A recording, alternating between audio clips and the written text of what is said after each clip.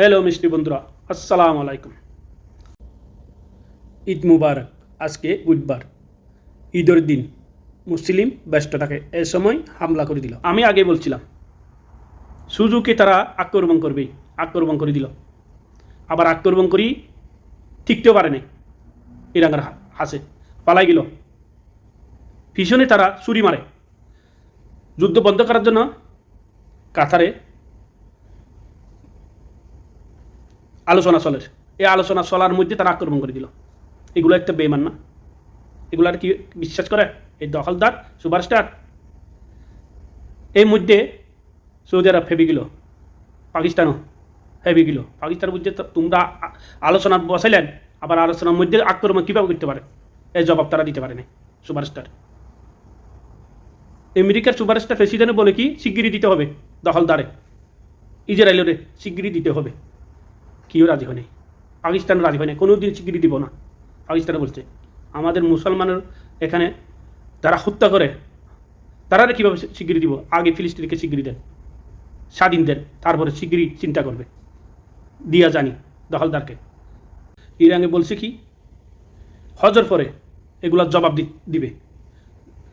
কোন দেশের ভূমি ব্যবহার করি আক্রমণ করা হচ্ছে, এর দেশে আক্রমণ করবে, জবাব দিবে। আমাদের বাংলাদেশে দেখেন সরকার আমাদের পাসপোর্টের মধ্যে বসাতে চাই ওই দখলদারের নাম।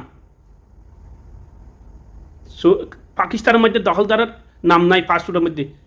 কেন আমাদের মুসলিম রাষ্ট্রের মধ্যে, আমরা তো মুসলিম রাষ্ট্র, কেন দখলদারের নাম থাকবে এই পাসপোর্টের মধ্যে? কেন? এ আমাদের বাংলাদেশ সরকার ওই দেশের ইশারাই চলে, ওই দেশে শিখে যায়। এরকম করতে হবে। কোনো দেশে স্বীকৃতি দেয় না, আমাদের বাংলাদেশে কীভাবে স্বীকৃতি দিতে চাই? কেন? পাসপোর্টের নাম দিলে তো স্বীকৃতি। আমাদের ভাই বোনগুলো মুসলমান ফিলিস্তিনি কীভাবে মারে এগুলো আমাদের সরকার আগে দেখে নেয়।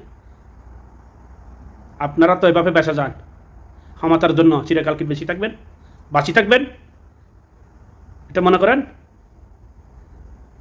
আপনারা ক্ষমতার বসে আছেন, কোনো বিচার করবেন না।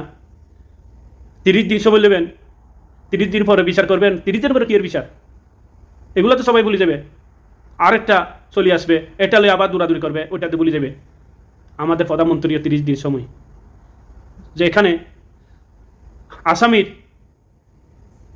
নিজে স্বীকার করে এই বিচার 30 দিনে কেন যেতে হবে? 3 দিনে বিচার হইতে হয়। এটাই বাস্তব। এটা আমাদের বাংলাদেশের টাকা টাকা টাকা টাকার বিচার। যে টাকা দিতে পারবে তার বিচার, তার পক্ষে যাবে। আল্লাহ হাফেজ।